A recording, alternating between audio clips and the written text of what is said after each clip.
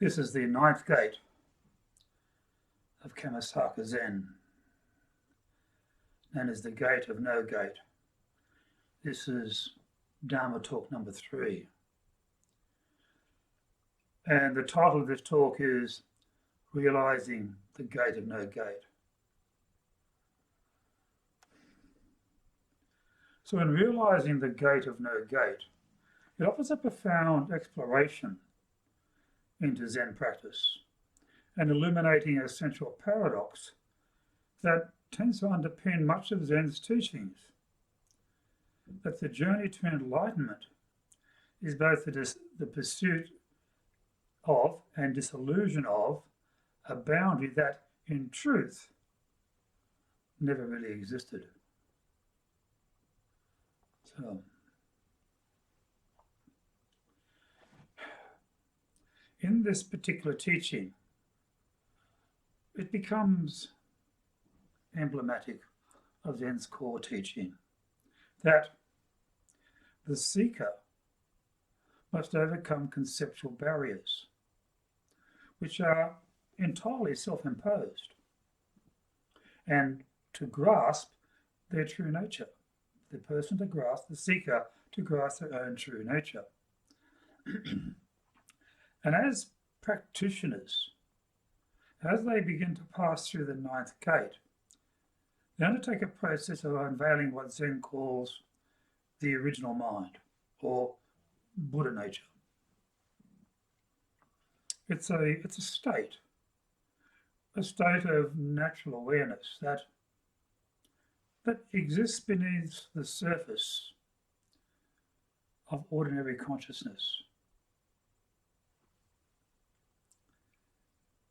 And then at the heart of Zen practice, is the experience of non-duality, of recognizing that the apparent separation between the self and the world is just simply an illusion. So the gate of no gate, it's a metaphor for non-dual nature of reality. And it suggests that while a threshold appears to be separate, or to be a separate enlightenment from no ordinary existence, but in reality, no such barrier actually exists. Now, Zen masters have often spoke of enlightenment as a state beyond description, a state beyond thought and beyond form.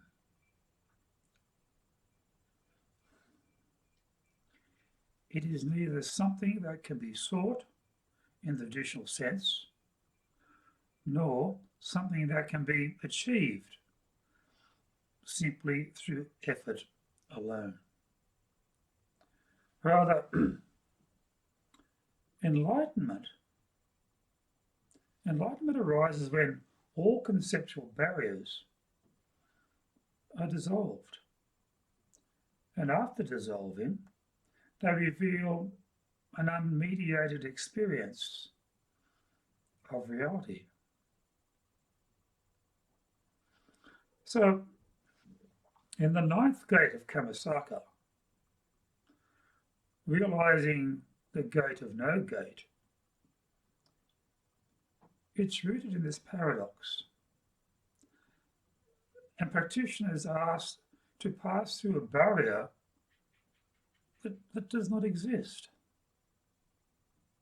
It's an act that requires profound insight into the illusory nature of the self and of the world around us. Now, this realization, it does not come through intellectual understanding or physiological insight alone, but rather through direct experiential knowledge.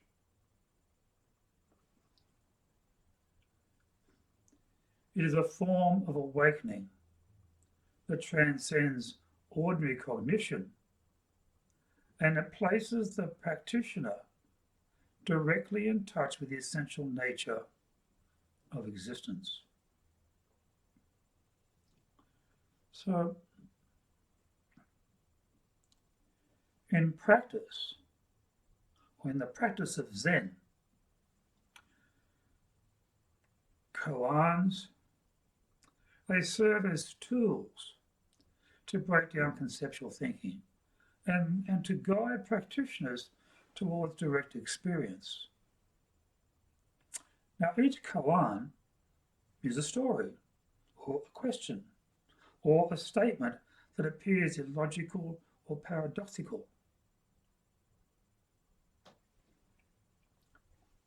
The practice of koans represents a crucial aspect of the Kammasaka Ninth Gate.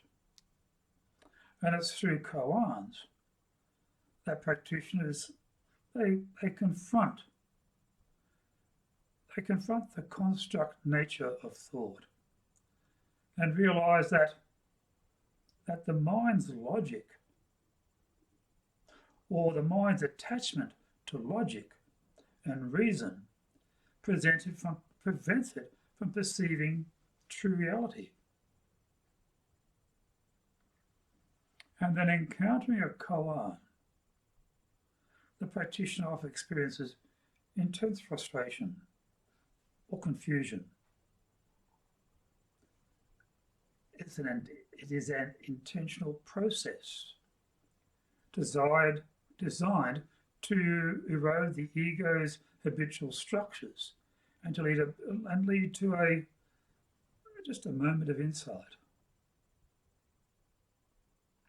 And when this breakthrough occurs, it's as if a non-gate has been passed. The practitioner realizes that the barriers they struggled against were simply only creations of their own mind.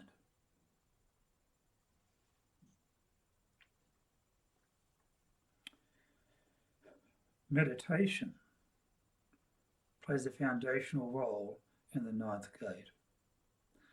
And it's through meditation that practitioners can quiet the mind, where practitioners can observe their thoughts and their emotions, and eventually reach a state of samadhi, a state of profound concentration, profound inner stillness.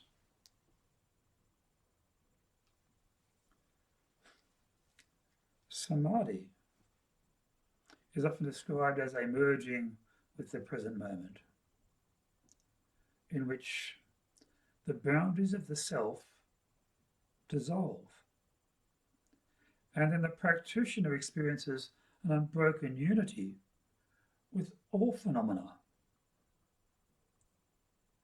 and then glimpses the true self that resides and has always resided behind the ego, behind ego that we see as the persona or personality. And it's in this state of deep meditation that the practitioner may come to realize the gate of no gate.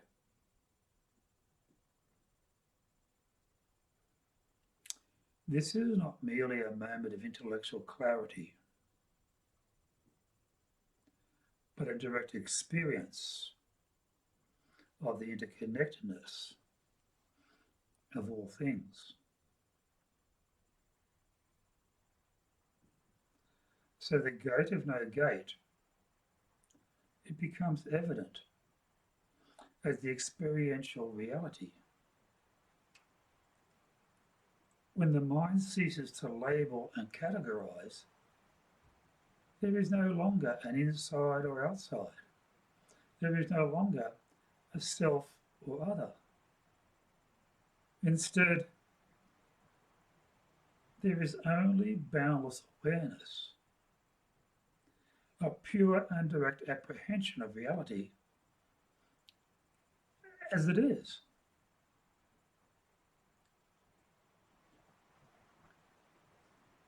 One of the most challenging aspects of passing through the ninth gate is navigating the paradox of effort and effortlessness. Zen teachings. Zen teachings emphasize that enlightenment cannot be forced. It is not something that can be attained through sheer willpower or diligent practice alone. And at the same time, practice is essential. So the paradox can be confusing for practitioners as they are asked to apply effort while simultaneously letting go of attachment to the result of that effort.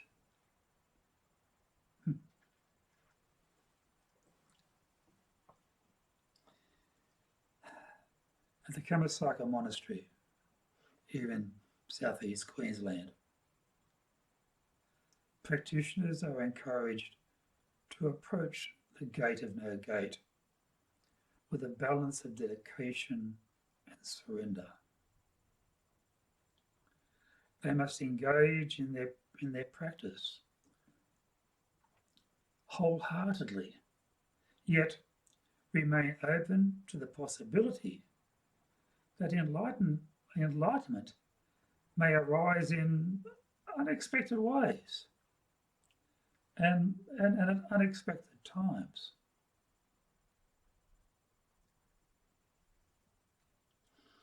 This balance of effort and effortlessness is not a fundamental aspect of Zen.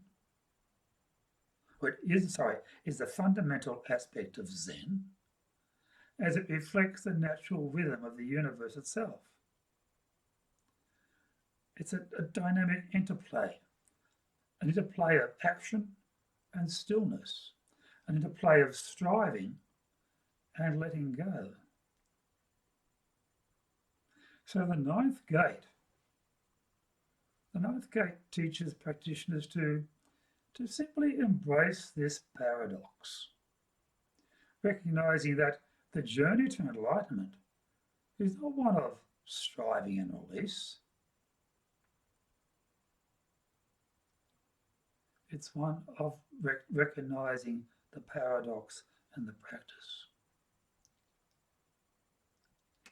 And then in their meditation, practitioners may diligently focus on their breath, or on their posture, or their koan. But they must also learn to surrender to the experience itself. And this is what will allow insight to arise naturally, rather than trying to push it or force it. And then central to the ninth gate is the disillusion of the ego, the sense of a separate self that defines most people's experience of reality. Because the ego creates a boundary between self and the world.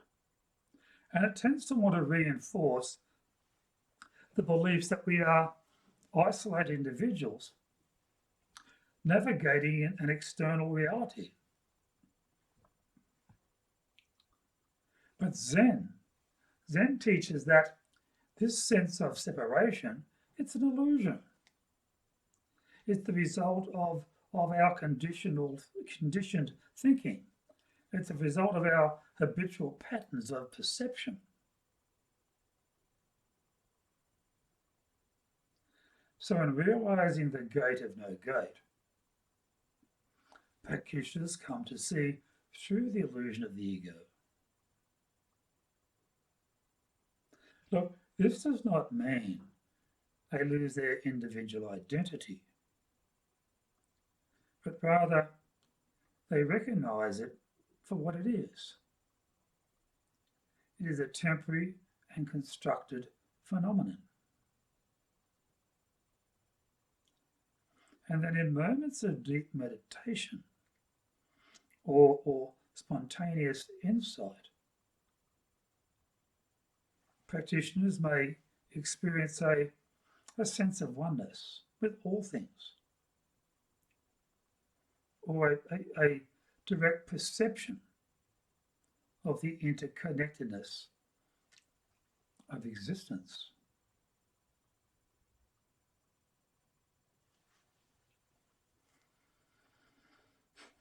This experience, it's often described as a feeling of boundless compassion and peace, as the practitioner recognizes that there is no fundamental separation between themselves and others, between themselves and the world. So we encourage practitioners to embody this understanding in their daily lives. And then by dissolving the ego and realizing the gate of no gate, they cultivate a sense of unity with all beings, a recognition that their well-being is simply inseparable from the well-being of others.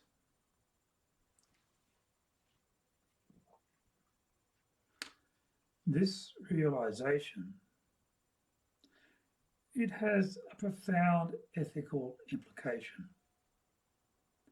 as it leads to a natural compassion and an empathy for all forms of life.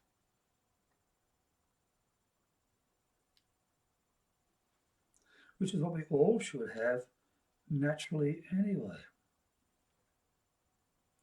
And in Kamasaka's ninth gate is not merely a philosophical concept or an experience confined to meditation. It's a way of living that can be integrated into every moment of our daily lives. Zen often emphasizes the practice of just this, a wholehearted engagement with the present moment, free from the distractions of conceptualization. So when practitioners learn to approach each moment with this particular level of mindfulness,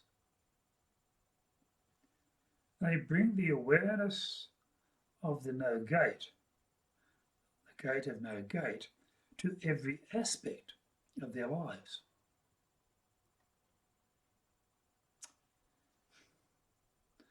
And in the basic of daily activities, there is no separation between self and the act.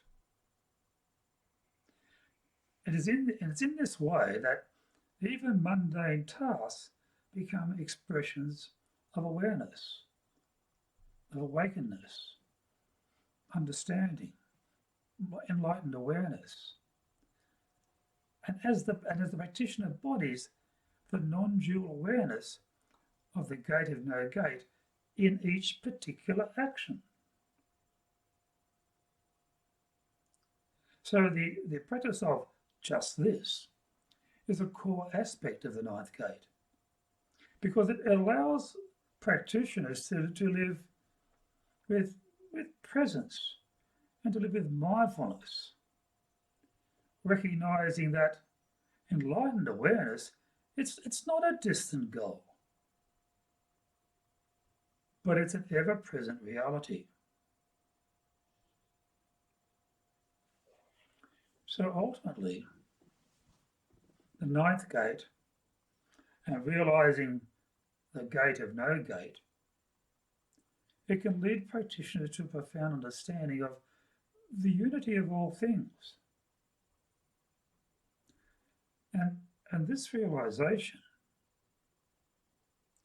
it's not a concept or simply a belief, but an experiential knowledge that transforms. It transforms the practitioner's perception of the world, perception of life. So in passing through the gate of no gate, they simply recognize that there is no separation whatsoever between themselves and others, or between the self and the universe. Because they start to see that all beings are interconnected. We are all a part of a single, boundless reality. And this realization, it has profound implications. It has profound implications for how practitioners relate to themselves and to others. And it fosters a sense, it can foster a sense of humility, particularly as they recognize that their individual experience is simply inseparable from the larger web of life. But also engenders a deep compassion. As a practitioner begins to understand that the suffering of others is not separate from their own. And in this way, the ninth gate, it becomes a path of transformation. And it can guide practitioners towards a life of mindful presence, a life of compassion, and a life of unity. So, to conclude, the practice of realizing the gate of no gate, as taught in the ninth gate of Kamasaka, practitioners are invited to embark on a journey that transcends ordinary cognition and leads to a direct experience of the true nature of reality. And that is through meditation, through koans, and through the cultivation of non-dual awareness that practitioners can come to see. They come to see through the illusion of the ego and to recognize their unity with all things. So this journey is both a paradox and it's also transformative. But it's requiring a balance of effort and surrender, a balance of discipline and spontaneity. And then passing through the gate of no gate, we as practitioners can awaken to a reality beyond boundaries. Boundaries, a reality in which all things are simply interconnected and inseparable. And they come to embody the wisdom of Zen, embodying it in daily lives, living with a sense of presence, with a sense of compassion and a sense of humility. So the ninth gate, it serves as a profound guide for those seeking to awaken their true nature and illuminating this path to enlightened awareness and the realization of boundless awareness.